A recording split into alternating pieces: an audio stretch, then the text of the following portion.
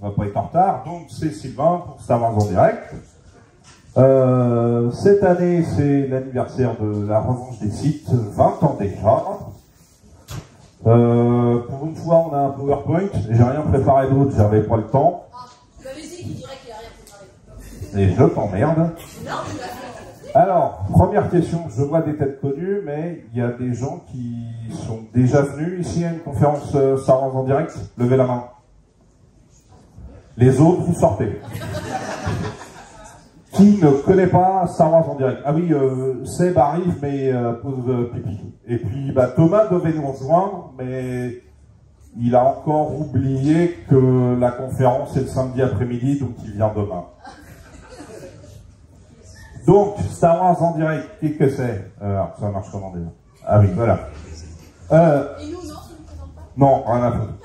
La dame, au moins. Oui, je viens de me rappeler qu'elle était là. Attends, bouge pas. Alors, Aude, Karel, de Star Wars en direct. Et on a cette année, l'année dernière, j'avais ramené Phobos, et JB là-bas, qui est tout au fond, ont eu le JB. Voilà, c'est bien. Ah, vache. Vous pouvez me filer votre carte bleue ou pas?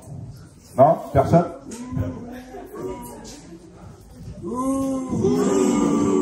Voilà. Donc, j'avais pris l'initiative d'inviter 2 autres personnes en dehors de Star Wars en direct. Et cette année, c'est Sia.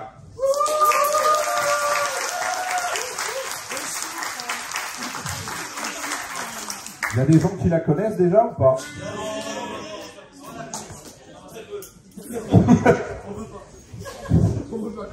On ne touche pas, d'accord?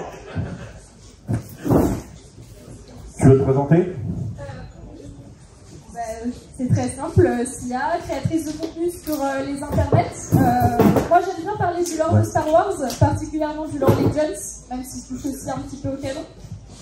Et puis ouais, je fais des streams sur Twitch, je fais des petites vidéos sur Instagram, YouTube, et grande fan de Star Wars depuis que j'ai 4 ans et que mon papa m'a mis dedans, comme beaucoup d'entre vous je pense. Voilà. Eh ben merci. Ça va, Seb? Moi, j'ai un chef de conférence, alors c'est sportif. Vous disiez quoi? Regarde, c'est écrit sur l'écran. Oui, mais tu m'as pas dit c'est quoi le programme, alors. Ouais, voilà. On est bien organisé encore à Star Wars en direct. Hein. Je vous parle des 20 ans de la revanche ici. C'est ça. Le moins bon des 3 prélogies, non. Le deuxième meilleur. Hein? Le moins bon des 3 Ah, on commence déjà la bataille? C'est pas le moins bon, c'est le du milieu. Hein? Bon, attends, j'ai soif. Alors, pour ceux qui ne connaissent pas, qui ne connaissent... Star Wars en direct, c'est un podcast franco-canadien. Il y a une partie, c'est nous ici. L'autre partie est au Québec, avec le créateur Danny Pépin, notre suprême leader, empereur vénéré, machin, tout ça. Il y a Seb Mimo qui cette année, il a eu un super cadeau en avance.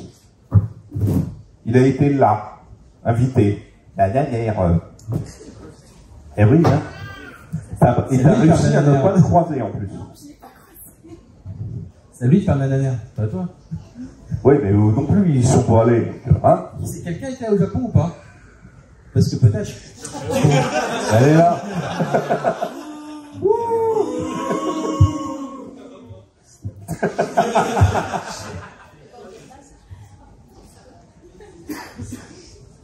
C'est fini, pas de commérage, on a dit. Ça fait 24 ans que Star Wars en direct est ouvert, diffuse. On est le plus vieux talk show Star Wars en activité. On a tué tous nos concurrents. Toutes langues confondues? Ouais, toutes langues confondues. Ever. Équipe internationale, animation et conférence, vous le voyez, machin, des reportages événementiels. Donc, ceux qui nous suivent, vous avez vu les petites vidéos de Seb et Boba et d'autres invités qu'ils ont croisés, j'allais dire à la Japan, mais à la célébration Japon. bien sûr ici, et on a une petite période en anglais de 2003 à 2007. Et on est actuellement au compteur à 1013 épisodes. Il va falloir te lever pour en faire autant. Hein? C'est pas gagné. Hein? L'année prochaine, on va côté les 2000. Ouais, hélas. Et peut-être que l'année prochaine, je ne spoil rien, je dis rien, mais peut-être qu'il y aura une surprise. Je ne dis rien. Ça va, Denis? Harrison t'a donné son avis? Ouais, presque. Alors, la sortie, ça ne nous rajeunit pas, c'était en 2005. Le 18 mai 2005 pour nous, et le lendemain, le 20. Le 18, c'est un mercredi, et eux, ça sort le vendredi, donc c'est 2 jours après. Eh ben, la page Wikipédia n'est pas à jour, alors. C'est pas ma faute. Là, faudra leur dire. Mais après, ça dépend si tu comptes les avant-premières à minuit ou pas. Oh non, on s'en fout. La date officielle est... Point. Techniquement, la première projection, c'était au Festival de Cannes. Ah oui, c'est vrai. Quoi qu'il arrive. Qui dans le public l'a vu le jour de la sortie? Qu'on compte les vieux. 1, 2, 3, 4, 5, 6, 7, 8, 9, 10, 11, 12, 13, 14, 15, 16, 17, 18. Tiens, Aude, le viking, là, Willem, il est là. J'en étais où? 17? 18, 19, 20, 21, 22, 23, 24, 25, 26, 27, 28, 29, 30, 31, 32. Voilà. Et vous voulez une blague? T'avais quel âge quand l'épisode 3 il est sorti? 11 ans. Tu l'as pas vu au cinéma, tu m'as dit? Non, moi je l'ai pas vu au cinéma. J'ai découvert Star Wars avec l'Empire contre-attaque quand j'étais toute petite, mais c'est vrai que mon père m'a pas emmené voir les Star Wars au cinéma. Enfin, celui-ci en tout cas, par exemple la menace fantôme ou l'attaque des clones ou la revanche des Sith, je l'ai pas vu du tout au cinéma. Parce qu'il considérait que t'étais trop petite ou? Je sais pas, je pense qu'il y avait peut-être un... Je pense pas, mais... T'as son téléphone qu'on l'appelle? Je veux la réponse. Non, sincèrement, j'ai pas eu l'occasion, je pense, d'aller le voir, mais par contre, je l'ai vu en DVD quand il est sorti quelques mois après. D'accord. En DVD. Déjà une question. Déjà? Non, juste une remarque. Le film était sorti à 20h le mercredi chez nous parce qu'il était présenté à Cannes à 20h. Oh, le C'est pour ça casse-couille. qu'on l'avait eu un petit peu avant. C'est pour ça Bah que... oui, c'est vrai en plus. Ouais, C'est vrai qu'il seulement était... la soirée. Ouais. Il y a des gens qui étaient au... Céline, tu réponds pas, je sais que t'étais... Il y a des gens qui étaient à la séance de minuit au Rex pour la sortie du film ou pas? La première séance, c'était à 20h. C'était pas minuit pour l'épisode 3. T'es sûr de ça? Ouais. Je sais que j'ai vu au grand écran Italie à l'époque. Ça dépend des cinémas, parce que la majorité des cinémas, c'était à minuit. Il y a peut-être quelques cinémas qui ont fait exception, mais vraiment, il y a la majorité des cinémas, c'était minuit, comme pour l'épisode 2. Et l'épisode 1 aussi. Et il y a peut-être un cinéma qui a eu la dérogation à 20h, c'est pas impossible. C'était en même temps qu'à Cannes, en fait. Ouais, non, mais c'est pas impossible. Mais la majorité des cinémas, c'était minuit, quoi, vraiment. Et toi, Karel, tu l'as vu au cinéma ce jour-là ou pas? Pas ce jour-là, pour la simple et bonne raison que toutes les séances étaient bookées. Donc il a fallu que j'attende 1 à 2 semaines pour que je puisse, enfin le découvrir au cinéma. Mais oui, je l'ai vu au cinéma, j'avais déjà plus de 20 ans. J'étais à l'école de 3D à l'époque et c'était ma seule sortie ciné que je pouvais m'offrir dans l'année parce que j'ai pas de thune. Donc voilà. Oh. Et toi, Aude? Alors moi, c'est le premier Star Wars que j'ai vu au cinéma et c'est grâce à lui que je suis rentrée dans la famille... Non, oui, voilà, dans la famille Star Wars. Donc je suis très contente d'être là pour en parler parce que je n'avais jamais vu un Star Wars avant, à part les Ewoks. J'avais en VHS par hasard. Non, ça me terrifiait, il y avait une grosse araignée qui mangeait un Ewok. Et comme faisaient souvent les télés avant la sortie d'un grand film comme ça au cinéma, ils ont repassé tous les anciens. Et mon petit copain de l'époque m'avait dit « Ah mais tu connais ça, attends, je vais tout te les montrer. » Voilà, c'était tous les Star Wars avant, y compris la menace fantôme et l'attaque des clones. Et j'ai pu aller voir celui-ci après au cinéma. Voilà, c'est donc mon premier vrai Star Wars au cinéma, j'étais ravie. Je n'ai pas du tout vu le jour de la sortie, je ne me rappelle pas quand je l'ai vu, mais je l'ai vu. Voilà. Et toi, Seb? Moi j'étais étudiant à Reims en BTS audiovisuel et du coup on avait tous une appétence un peu pour Star Wars. Du coup toute la classe on a fait la queue pour le voir à minuit, on a fait la queue à 20h pendant 4 heures pour le voir à minuit, première séance. Et je me souviendrai toujours rentrer dans la salle le premier et me dire que la dernière fois que je vais au cinéma découvrir Star Wars. Et grâce à Disney j'ai eu tort. Mais voilà, et je suis très content d'avoir eu tort. Voilà. Eh ben, moi, c'était au Grand Rex, mais pas la séance de minuit, parce qu'il n'y avait plus de place. Donc, avec un pote, on a été à la séance de 3h du matin. Ouais. C'est... Oui, mais attends, la suite arrive, c'est pire. Alors, j'ai d'énormes souvenirs d'avant-première au Rex, c'est toujours marrant. Et là, je me rappelle que la séance, ça sentait la binouse à plein tube. Pas le popcorn, la binouse. Alors, Céline, il faudra m'expliquer ce que tu as bu. Hein. Qui l'a vu en avant-première ici? Personne? Qui l'a vu le jour de la sortie? Ah oui, c'est vrai. Oui, oui, et je suis debout depuis 3h du matin. Hein. Qui l'a vu le jour de la sortie? Qui l'a vu tout court? Qui ne l'a pas vu?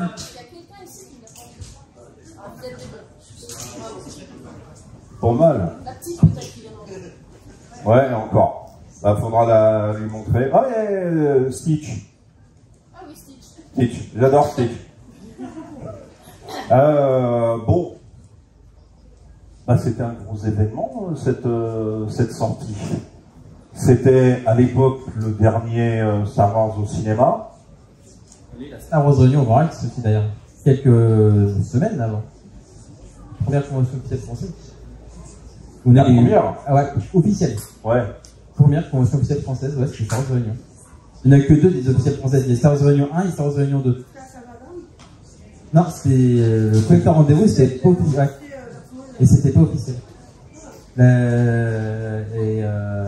Et on a eu à l'époque 8 minutes du film en exclusivité par rapport au monde.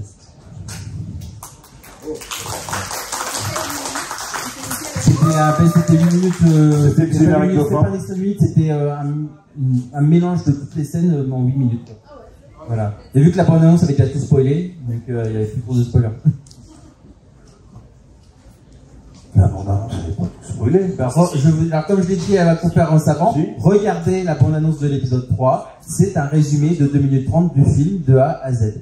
Mais vraiment, je ne déconne pas. Ah, je me rappelle plus. Tu vois même Dark Vador avec Palpatine qui regarde l'étoile noire à la fin. Quoi. Ah ouais. Ouais. Lui, il avait... Ah, il y avait pas Internet. Tu vois Anakin passer du côté obscur avec les clones et tout. Tu vois l'Ordre 66, tu vois tout. Mais re-regardez. Et l'épisode 2, c'est pareil.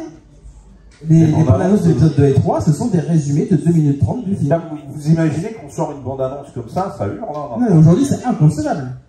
Et vous allez regarder, vous allez dire, ah ouais, quand même. Et c'est les trailers de la position, ils étaient tous comme ça. Ouais. Ah, peu de France, on avait fait à l'époque, en 2019, sur Star Wars en direct, on avait fait des émissions sur l'analyse des bandes annonces de l'époque. Ouais. Alors, retrouver les archives de Star Wars en direct et tout, parce que ça date de mars à avril 2019. Mais on s'est rendu compte, pendant qu'on faisait, je crois que c'était avec Loïc que je faisais le podcast, en fait, oui, effectivement, la prélogie, c'était résumé, les bandes annonces, c'est pas, ça te tease rien, ça te résume. C'est bien. Bah tiens, vu que t'as le micro, oui. Qu'est-ce que t'as pensé du film à sa sortie, toi? Alors, comme à chaque film de la prélogie, j'étais adolescent, c'était forcément le meilleur Star Wars que j'ai jamais vu. Mais, avec le recul, l'épisode 1 le bat largement. Parce que l'épisode 1 a un très bon ratio image de synthèse, truc réel, décor réel, que l'épisode 3, désolé, et je vais me faire plein d'ennemis, je m'en fiche. La scène d'intro, c'est une cinématique de PlayStation 3. Et tout le monde dit, tout le monde parle de la bataille de Coruscant. Non, moi j'ai juste vu 2 Jedi Starfighters en ligne droite vers le truc de Grievous, et en fait, ils survolent la bataille, on ne la voit pas. Ils la survolent. Et c'est la meilleure scène de la Ils vont juste tout droit, et il se passe juste des trucs à côté, et dans le décor, en fond, mais on n'est pas dans la bataille. On la traverse. Et voilà. Et au-delà de ça, Au-delà de ça, voilà, j'ai plus d'affection pour l'épisode 1 avec Qui-Gon, avec Darth Maul, avec Jack Lloyd et tout que pour l'épisode 3. Mais j'adore le film, hein, soit dit en passant. Mais voilà, merci beaucoup. La sortie, c'est par là. Ah, donc voilà, l'épisode 1 il est là, l'épisode 3 il est là, l'épisode 2 il est en dessous des strates. Karel? Alors moi je l'ai apprécié dans le sens où c'était la fin du cycle. Et comme je disais, c'était le dernier qu'on devait voir. Voilà. Et ce que j'ai aimé surtout, c'était comment est-ce qu'ils allaient s'imbriquer avec le 4, parce qu'avec la différence de design et puis de technologie, en fait, comment est-ce qu'ils allaient raccrocher les wagons entre l'épisode 3 qui a été fait 25 ans plus tard, etc. Et par rapport à l'épisode 4 qui date de 77, comment est-ce que visuellement ils allaient raccrocher les wagons entre l'épisode 3 et l'épisode 4. Et c'est ça que je garde en fait. En plus évidemment de la scène du début, moi je me souviens avec mon home cinéma, elle est quand même vachement cool. Et à part peut-être la fameuse scène de Darth Vader qui fait non, voilà, qui est un peu peut-être pas dû mettre ça non plus. Sinon voilà, je garde ce côté schéma manquant entre la prélogie et la trilogie originale. D'accord. Et toi, Sia? Moi du coup je l'ai découvert en DVD quand il est sorti et moi je sais que ça m'a tout de suite impressionné, enfin j'ai vraiment adoré le film. Pour le coup avec le recul aujourd'hui moi je partage, je préfère La Menace Fantôme, désolée, je sais. Mais c'est vrai que celui-ci, quand je l'ai regardé à 11 ans, m'avait énormément impressionné. Et je sais que je l'avais en DVD, je le regardais tous les jours. Ma mère, elle voyait qu'elle rentrait du taf, elle voyait l'épisode 3. Et d'ailleurs, c'est aussi, fun fact, le premier Star Wars que j'ai vu en VO. Parce qu'à force de le regarder en VF, je me suis dit, bah tiens, je vais travailler mon anglais un petit peu, je vais le regarder en VO.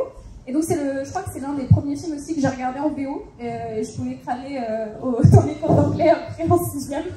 Mais non, vraiment, j'ai vraiment adoré le film à sa sortie, mais j'ai pas eu tout le contexte parce que moi j'ai regardé les Star Wars dans le désordre, et en fait juste je l'appréciais en tant que film, pas en tant que... pour moi il s'imbriquait pas, tu vois, j'avais pas ce côté raccrochage avec l'épisode 4 ou quoi que ce soit, même si je savais que c'était le préquel, quoi. Mais je l'appréciais vraiment juste en tant que tel, presque comme un stand-alone, quoi. Voilà. D'accord. Et toi? Moi, j'ai pas regardé je sais pas quel est l'ordre du désordre, et moi je les ai regardés de manière non chronologique par rapport à la sortie, mais mon ami de l'époque les a fait regarder épisode 1, 2, 3, enfin la menace fantôme, l'attaque des clones, tout ça. Donc moi j'avais une grosse affection pour la prélogie. J'aime beaucoup la menace fantôme, j'ai bien accroché, j'aime l'attaque des clones, et dans le 3 c'était...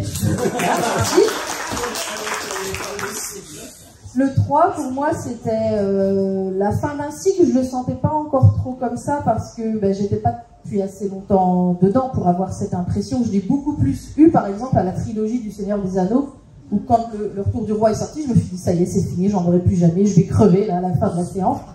Mais j'ai quand même ressenti ça en sortant de la Revanche des Sith parce que c'était une grosse tragédie grecque, ça se finit pas hyper bien. Je ne vais pas trop vous spoiler, mais il y a un peu de pansement quoi à la fin. Et j'avais une affection parce que j'ai vu pour moi j'ai vu un beau film, j'ai vu un beau spectacle au cinéma. Ça finit un arc sur quelques années, mais que j'ai pas vécu comme ça puisque moi je les ai vus en 3 semaines.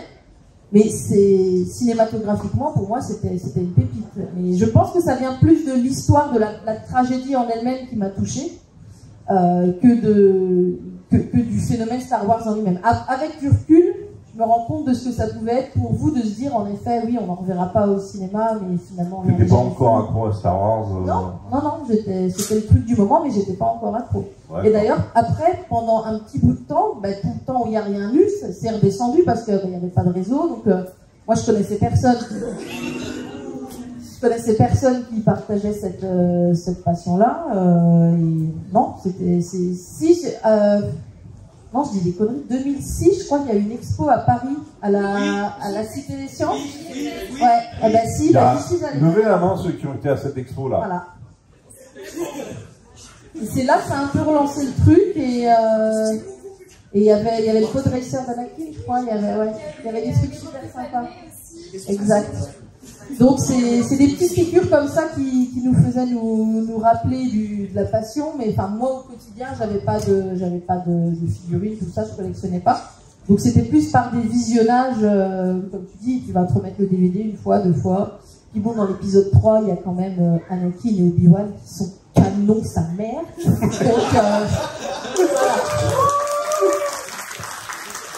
voilà, je vous dis, c'est tout pour moi. Eh ben, pour moi, j'ai une affection toute particulière par ce film, pour plusieurs raisons. Ouais, les clones, il y a plein de clones, beaucoup de clones. Ils sont canons sa mère. Ils sont canons sa mère, les clones. Les clones et les gros vaisseaux. Mais c'est aussi le film qui m'a fait rentrer dans le fandom. C'est à cause, grâce à ce film, que j'ai été embêté Céline qui se trouve là, que j'ai fait la connaissance du fandom, parce que déjà à l'époque j'en avais rien à secouer des spoilers, donc je me suis inscrit sur les forums pour pouvoir lire les spoilers. J'ai fait connaissance des gens à travers ces forums-là, donc il y a vraiment tout cet affect-là qui se rajoute, et puis c'est lui aussi qui m'a fait rentrer dans les events, les Star Days, c'est grâce à lui. Et puis, comme tu dis, il y a la fin d'un cycle, il y a la tragédie grecque. Voilà, à chaque fois que je vois la séquence avec Nathalie, avec la musique, moi je chiale. Cette musique qui a ouais. C'est la scène de l'iceberg dans Titanic, tu sens le courant. Ouais, tu vois que l'iceberg il arrive, et puis et puis il y a aussi des trucs, j'aurais peut-être dû en parler dans la séquence d'avant, mais je l'ai vu en une semaine 7 ou 8 fois au ciné. Moi je vous disais que c'était pire, c'est que j'ai fait la séance au Rex à 3h du matin. Donc avec son pote, on est rentré chez nous à 6h du mat, parce que le RER était fermé, donc on a dû attendre. Dans le cinéma à côté de chez moi, il devait fermer pour travaux. La semaine d'après, il ne faisait qu'une séance par jour. J'y étais à chaque séance. Je les ai toutes vues. Et le dernier jour, avant qu'il ferme, il y a énormément de monde, il y a la queue. Je l'ai déjà raconté cette anecdote, mais je vais la raconter ici. Il y a la queue et le gars compte les gens. Et devant moi, il fait là vous rentrez pas. Je suis là. J'ai un peu les boules. Les gens évacuent, les gens rentrent, mais il me dit bouge pas, on a un truc pour toi. Moi je m'attends à rien. Et il me fait rentrer.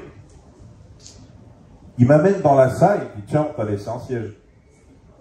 Donc ils m'ont payé la séance et à la fin de la séance, ils m'ont offert la fiche ciné de l'épisode 3 que j'ai toujours à la maison. Donc il y a ça aussi.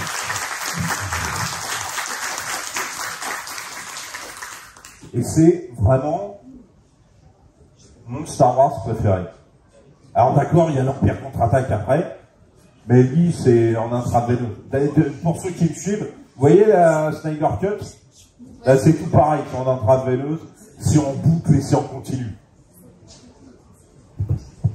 C'est le Star Wars préféré de qui? Ah lui oui, la main. Ah ouais, ça fait un paquet de monde quand même. Hein. Il n'y en a pas assez quand même.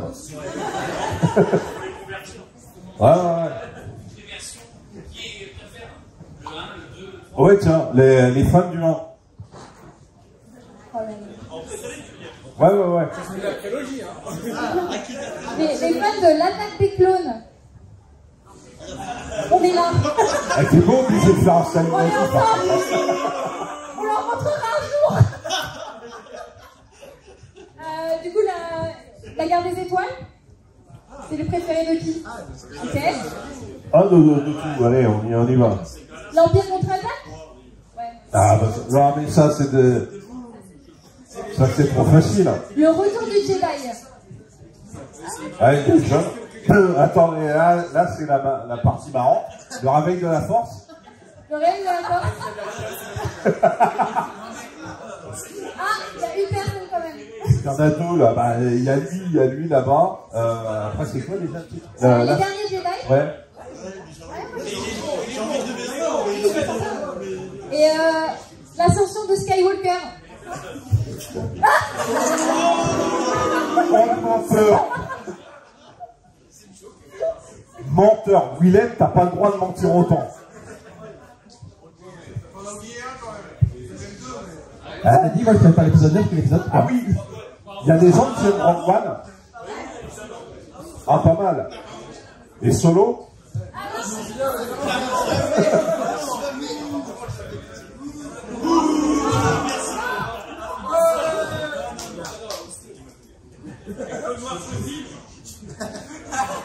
On va trop vite. On va trop vite. Holiday Special. Il y a des fans de l'Holiday Special ici.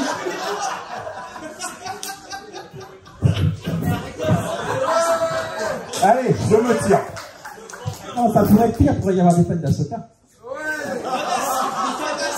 Ah ouais, attends, oui, là, ah oui. La série Obi-Wan, il y a des gens qui apprécient.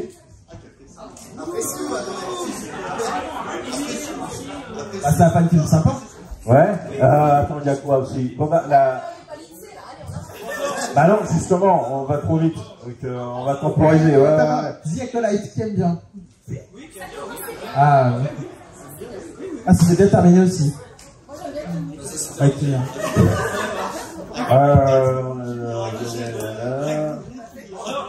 La série Ahsoka qui aime bien.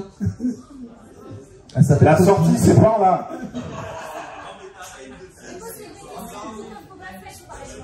Ouais, Bouquet qui aime bien Book of Boba Fett.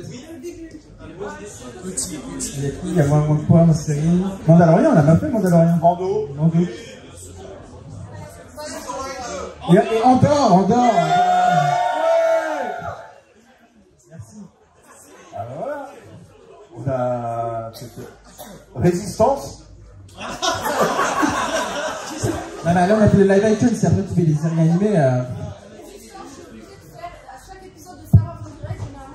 Une petite dédicace pour Jean, qui est au Canada, pas au Québec mais au Canada de l'autre côté, et il aime beaucoup la série Résistance, donc je lui dédicace ce vote. Vas-y Jean, je vote pour toi. Oui, la série Résistance. Voilà. Robert. Ouais. De ce noir. Et Clone Noir. Ouais, pas tout. Attendez, ah ouais, nuance très importante. Clone Wars ou The Clone Wars? Parce que Clone Wars d'abord. Clone Wars tout court. Clone Wars. Et seul Clone Wars, il y a quand même plus de monde pour Clone Wars, qui était quand même plus réussi.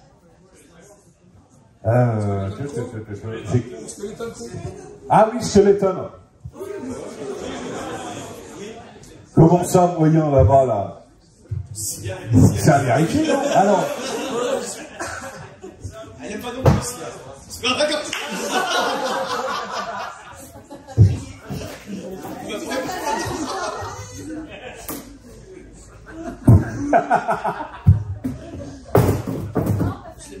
T'aimes pas du tout?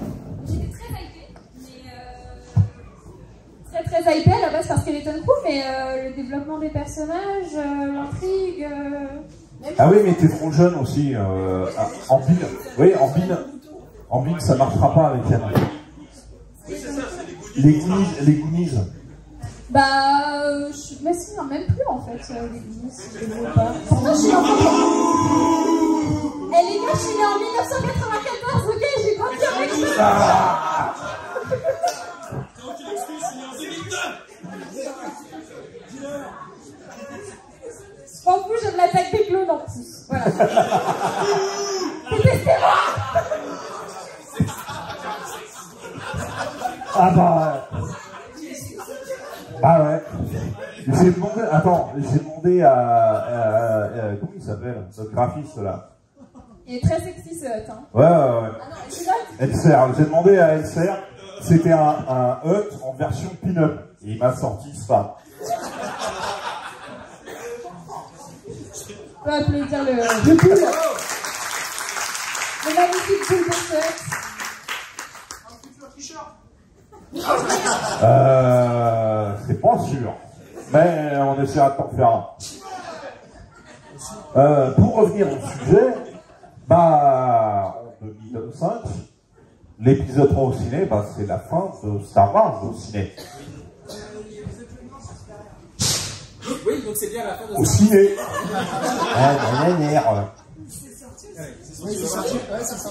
Il y a un film de Benoît qui est sorti au Ah oui, cinéma. c'est vrai, on y était. Il y a même Oh. un qui sort de 2 ans. Les films live. La fin des films live action au cinéma. C'est bon là? Ah ouais. Comment tu l'as vécu cette fin, entre guillemets? Moi, j'étais très actif de la coupe. Alors moi, j'ai eu la chance, grâce à ma grand-mère à l'époque, de découvrir tous les Star Wars au cinéma avec l'édition spéciale. Par ma grand-mère, qui m'a emmené à minuit voir l'épisode 1. Ma grand-mère de 90 ans qui a été voir les épisodes 7, 8 et 9 encore. Tu vois. Ouais. Ah, quand même. C'est quoi Quand même. Qui m'a emmené en convention à Paris, tu vois. Enfin, voilà, merci ma grand-mère. Moi du coup, moi j'ai toujours été quelqu'un qui voulait être actif dans le fandom, donc je l'ai été dès 2002 via Anakin Web et puis plein de Star Wars, et puis après Star Wars en direct avec les années quoi. Mais du coup moi, à la sortie de l'épisode 3, j'étais déjà hyper impliqué dans le fandom et tout, je suivais des actus sur toutes les infos, les spoilers, les trucs comme ça. J'ai eu la pression qui montait de plus en plus. Et ce qui était bien, c'est qu'on avait cette coupure de films tous les 3 ans. Ce qui faisait qu'on avait le temps de faire des vraies pauses et plus on éloigne des films au niveau de leur sortie, plus ça crée de l'événement. Et là, pour le coup, chaque sortie des Star Wars de la prélogie était de vrais événements. Et on est encore une fois, je vais faire mon vieux, c'était mieux avant, mais oui, c'était mieux avant au niveau du fandom, des discussions qu'on pouvait avoir. On était sur, non, c'est aussi la faute aux réseaux sociaux désolé, hein, mais il y a des gens, ils sont vraiment teubés. Et respectueux, et ces gens, ils s'appellent pas des fans. Et on a pu faire le tri, notamment avec The Acolyte, où il y avait quand même plusieurs personnes qui étaient très très nocives dans le fandom et qui sont sorties du placard. Cela étant dit, retour au sujet principal. Donc comment je l'ai vécu, donc ouais, moi c'était un peu l'apothéose, tu vois, c'était le feu d'artifice final. Et même si aujourd'hui, avec le recul, je préfère largement la menace fantôme, à l'époque, j'avais 17, quel âge j'avais 17 ans. 20 ans de moins que J'avais maintenant. 17 ans, ou 18, j'avais 17 ou 18 ans, je sais plus. Mais c'était mon film au moins de la prélogie préférée, de très très loin. Et comme quelqu'un l'avait dit dans le public, la gestion des spoilers, elle fait pas du tout la même. Il y avait le guide officiel de Lucasfilm Magazine qui sortait 2 mois Je avant. l'ai. Donc là, et qui te détaille toute l'histoire, en toutes les parties, avec les photos et tout. Donc en fait, moi l'histoire, j'avais aucune surprise, je savais qui allait mourir comment, à quel endroit, machin. Tu vois, il y avait zéro surprise, même les livres sortaient, les novélisations sortaient à l'avance. Donc voilà, zéro surprise à ce niveau-là. Moi, j'ai jamais été embêté par les spoilers. Hein. Moi, je dis les spoilers, ça m'a jamais dérangé. Le film, je le découvre au cinéma. Et de toute façon, on sait très bien que, surtout dans ce film-là, qu'à la fin, généralement, la 3/4 des Ouais, personnages vont normalement, mourir. la fin de l'épisode 3, c'est un peu comme la fin de Titanic. Voilà. Hein, Donc moi, c'était on la la fin, connaît d'avance.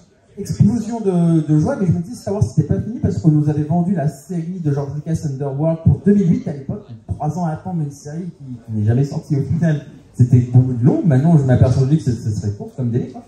Mais voilà, pour moi, c'était vraiment de l'apothéose, c'était vraiment la sauce qui montait. Le seul bémol que je me suis dit, au final, de cette prélogie, c'est que George Lucas n'arrêtait pas d'essayer de dire qu'il essayait de faire des liens avec l'épisode 4, et au final, pas du tout, parce que quand tu vois la technologie qui est hyper avancée dans la prélogie par rapport à la trilogie originale, je pense qu'il va faire quelques petits efforts à ce niveau-là. Et c'est possible, par exemple, Alien Romulus fait très bien, est un film ultra récent, mais fait de la technologie comme dans le premier Alien de Ridley Scott. Et George Lucas, il aurait pu avoir cette direction artistique-là qui aurait été un peu meilleure et plus intelligente, je trouve. Mais voilà, c'est comme ça. Voilà. Pour moi, c'était un peu une autre question parce que on était, je pense, à l'époque, pas dans un truc où on utilise un univers jusqu'à la moelle, en fait. Il y avait un film, c'est un début, un milieu, une fin, et puis tu peux avoir une trilogie. Bon là, on a eu la chance, en fait, d'avoir eu 2 trilogies. Et comme tu disais, c'était un beau feu d'artifice final, quoi. Et puis ça a bien duré tant que ça a duré. Et puis après, bah oui, il y a peut-être les séries animées qui sont du coup un produit différent. Je pense qu'à l'époque, j'avais fait un peu la paix avec le fait qu'il y aurait plus Star Wars, en tout cas film live action, au cinéma. Même si moi, ça me faisait très très mal au cœur parce que depuis tout petit, je voulais travailler ou chez Disney ou chez ILM. Donc je me suis dit, bon, bah, dans ce cas-là, Star Wars, c'est un peu mort. Bon, après, il y a eu plein d'autres choses par la suite, mais ouais, je pense que j'avais fait la paix avec ça. Et voilà, c'était cool le temps que ça a duré. Et puis, je crois que c'était aussi, on a vu le Seigneur des Anneaux qui était sorti un petit peu avant aussi. Je pense que j'avais été plus comme toi, impacté par la fin du Seigneur des Anneaux, parce que c'était la fin, par rapport à Star Wars. Et puis voilà, comme il y avait eu, il y avait des séries animées qui commençaient à sortir, etc. C'était fini sans être fini, donc voilà, c'était pas une question pour moi, je trouve. Moi, je l'ai pas vécu comme une fin, mais en même temps, j'étais un peu jeune. Moi, j'avais pas forcément, je me renseignais pas forcément sur l'univers, on va dire en tant que tel, sur les sorties, les séries animées, etc. J'étais pas encore dedans. Mais en fait, il est sorti en 2005, et moi en 2005, j'ai découvert les jeux vidéo Star Wars, notamment KOTOR 2. Je sais pas si y en a qui...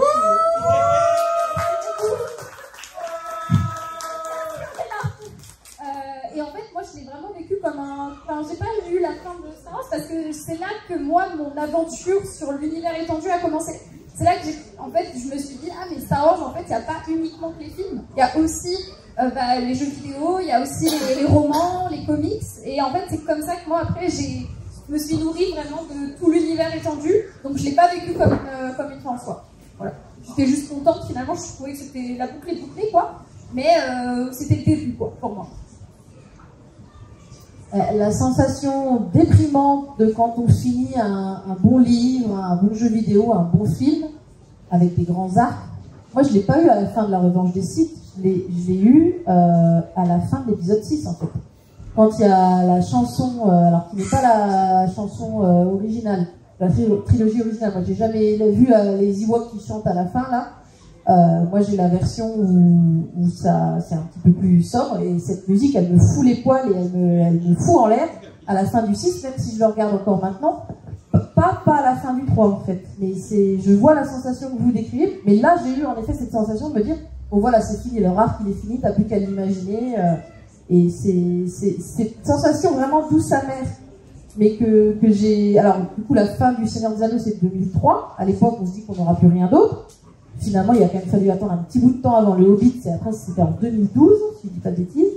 Mais en 2005, à la fin de Star Wars, donc 18 mai, allez, admettons que j'ai vu le 22 mai, le fin juin, j'avais fini tous les autres épisodes, et c'est là que je me suis dit, j'en aurai plus jamais. Et là, ouais, la sensation est différente. Moi, j'ai rien lu sur l'univers étendu ou sur ce qui a pu être écrit à ce moment-là. Je savais même pas que ça existait. Pourtant, ça aurait pu être une bonne manière de continuer d'être dans l'univers, parce que c'est ce que j'ai fait avec Tolkien. Une fois les 3 films visionnés, j'ai dit allez hop, j'ai 1600 pages à lire, c'est parfait, ça va me remettre dedans. Et ça te permet de t'approprier l'univers et de le comprendre tranquillement. Ce qui n'avait pas été possible pour moi par ignorance en fait. Eh ben, de mon côté, c'est un peu entre un mix entre Sia et Aude. Voilà. Faut vraiment que j'aille me coucher, moi. Mais effectivement, c'est la fin d'une histoire, la fin des 6 films, la bouclée. Mais comme je venais de rentrer dans le fandom, c'est aussi le début de la vraie découverte de l'univers attendu, des bouquins, des comics, des jeux vidéo. Parce que, alors moi, c'était pas KOTOR, mais ça devait être... non. Le premier jeu Star Wars auquel j'ai joué, c'est Star Wars sur Super NES. C'est un pote qui l'avait. Donc, ouais, ça doit être ça. Mais ouais, écoute, c'est à ce moment-là, après l'épisode 3, que ouais, j'ai enchaîné les jeux vidéo, les romans, les bouquins, tous les trucs. Et puis, à un moment, je suis tombé sur KOTOR. Je l'ai pas lâché avant de l'avoir repensé, vu toutes les fins et tout le bordel. Alors par contre, j'ai pas fini KOTOR 2.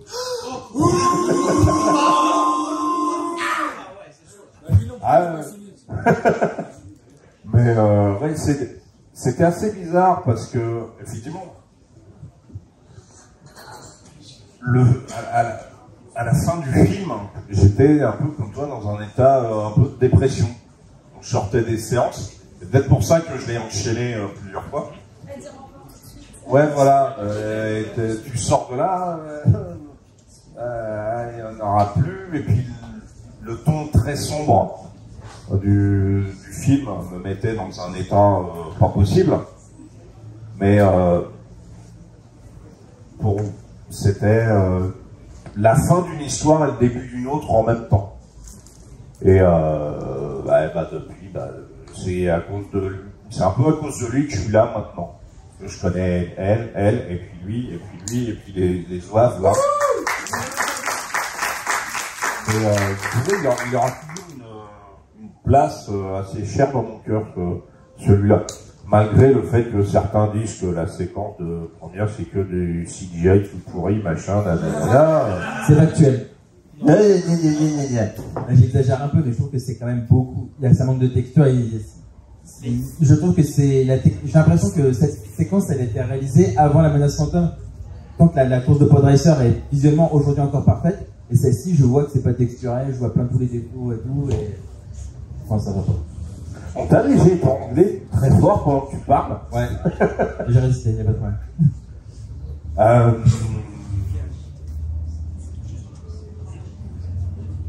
Je réfléchis. Ouais, ça m'arrive des fois. Comment vous l'avez vécu? Tiens, Nico, là. Viens, oui, devant, là. Non, toi. Attends, plus tard. Oui, toi. Oui, Yann. Reviens. Johan, je suis tout depuis 3h du matin, je te dis. Comment toi, tu l'as vécu? Mal, j'ai essayé. Alors, non, mais j'ai bien vécu parce qu'en fait, c'est là où j'ai repris la collection, en fait. C'est là où j'ai repris la collection, en 2005. Parce que moi, j'ai eu la chance de voir les films, la saga, dans les années 80. Donc, je collectionnais à l'époque. Après, j'avais arrêté pendant quelques années. Et ensuite, je me suis remis doucement à regarder La menace fantôme, La Fête des clones.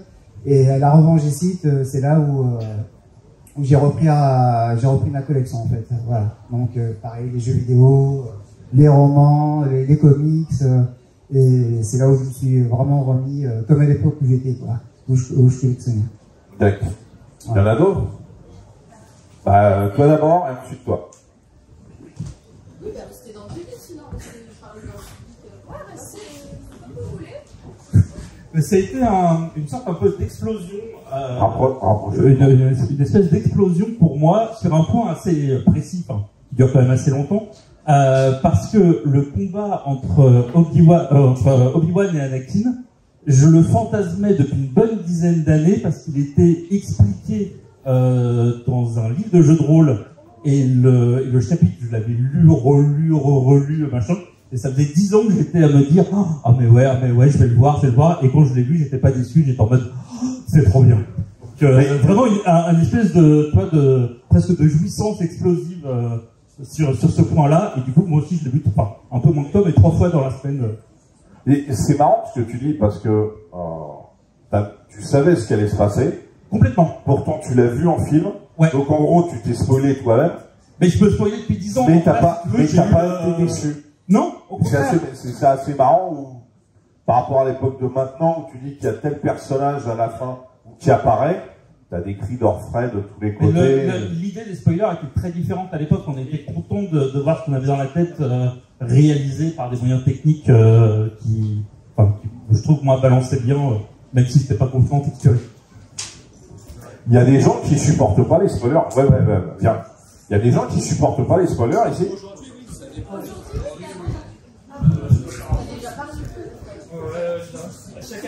À chaque année, je viens. Rapproche-toi un peu. Ouais. Bonjour à tous. Alors, moi, c'était parce que je suis énormément l'univers étendu. Après, on va dire épisode 2. Donc, on avait le jeu République Commando, qui se terminait justement, on voyait Grievous à la fin, donc on était à épée. On avait aussi donc les Battlefront. Et après aussi, côté comics, on avait toute la série Clone Wars Legend. Avec Alpha, le siège de Jabim, Salokani. Et aussi, on avait, en parallèle, la série Jedi avec Quinlan Vos. Donc pour ceux qui suivent l'univers des gens, lorsqu'on voit Eela Secura, l'ordre 66, ça m'avait traumatisé en fait à ce moment-là. Parce qu'on suivait une BD, on va dire tout un univers aussi en BD. Donc quand on connaissait l'univers étendu, on voyait des petites scènes de 2, 3, quelques secondes, on était traumatisés dès l'enfance. Voilà. Bah merci. D'autres personnes? Non? Pour les spoilers.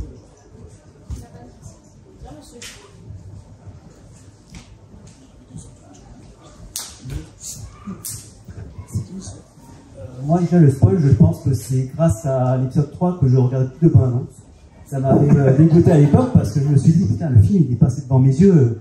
Enfin, après, on ne pouvait pas se rendre compte de l'ordre chronologique, en fait, du film.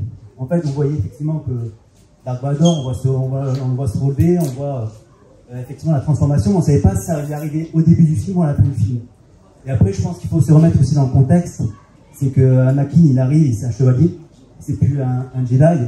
Et donc en fait, on le voit dans sa transformation. On le voit, il est à l'aise, il a une sabre laser. On voit Obi-Wan le sage, il essaie toujours de le guider. Et voilà, je pense que quand on est dans le contexte Star Wars et quand on suit l'évolution des personnages dans le film, en fait, on est content de le voir évoluer. Et effectivement, on se demande mais comment cet homme-là, avec ce pouvoir et cette puissance, il peut en fait en arriver là. Et oui, je pense que ce qui m'a marqué le plus dans ce film, c'est l'échange qu'il a eu avec Darth Sidious. Avec Palpatine, dans le dôme, en fait. Où Palpatine commence à lui expliquer voilà, comment on fait pour maîtriser le côté obscur. Et je pense que ça a ouvert des questions et qui, je pense, qui n'ont pas été encore répondues. On n'a pas eu encore des réponses par rapport à cette histoire. Donc je pense que, pour moi, l'avenir de Star Wars, ça serait plutôt des réponses par rapport au préquel, comment Palpatine, en fait, en est arrivé là pour devenir Darth Sidious. Il y a un bouquin. Ça s'appelle Dark Plagueis. En fait, comment dire. En fait, moi, je suis vraiment l'univers théorique, officiel. J'ai jamais lu, en fait, tout l'univers étendu, légendes et canons. Parce que, je sais pas, ça sort pas de l'écriture peut-être de George Lucas, ou ça sort pas du contexte, en fait, officiel, par tous les créateurs, par tous les gens qui ont écrit l'univers Star Wars, en fait, hein, par rapport à ce qui a été conçu d'origine. Alors peut-être c'est à mon tort, je sais pas, mais pour moi, en fait, tout ce qui est légende et canon, ça, j'y fais pas attention.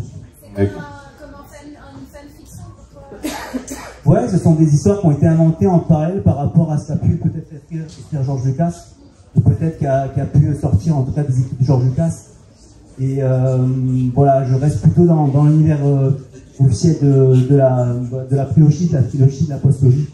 En tout cas, je pense qu'effectivement, s'il y a quelque chose à faire, c'est par rapport à l'histoire de Palpatine. Je pense qu'il y a des choses à raconter par rapport à ça. Merci.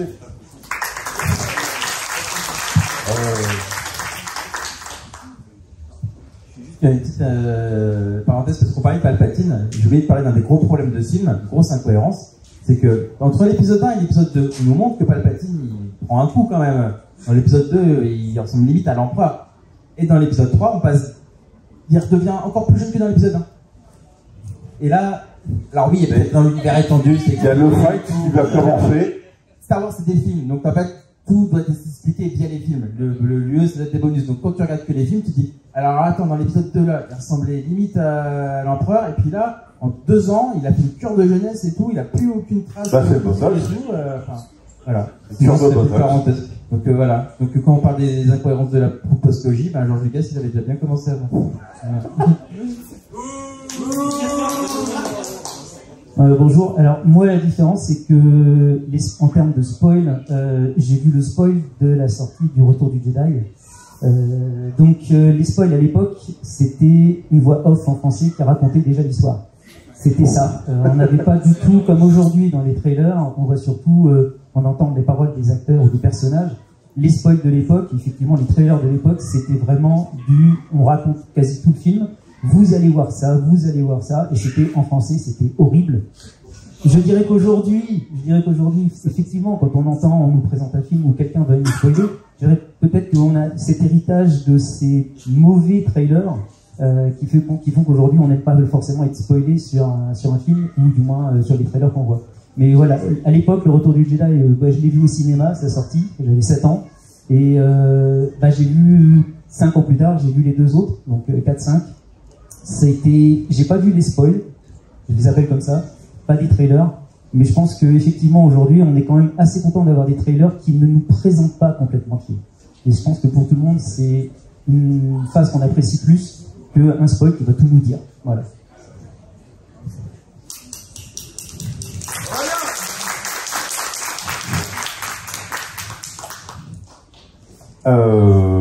Peut-être.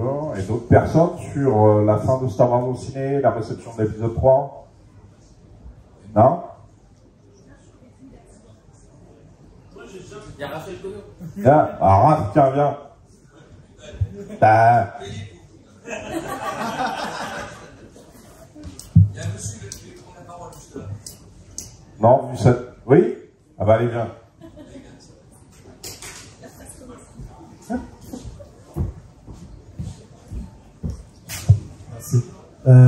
Non, bah reste là, hein. Oui, je vais partir.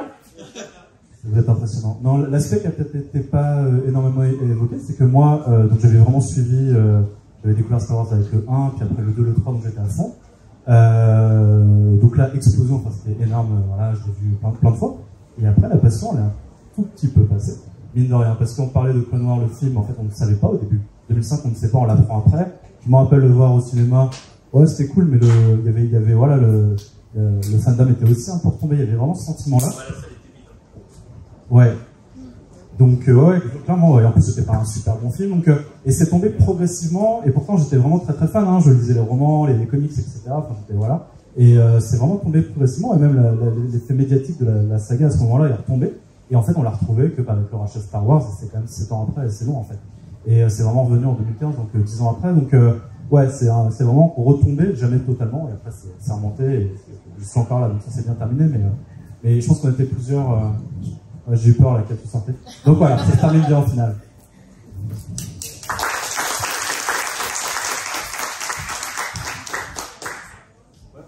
Petite question du coup, est-ce qu'on est plutôt content ou pas que Disney ait racheté Star Wars pour avoir du contenu sur Star Wars? On est d'accord là-dessus.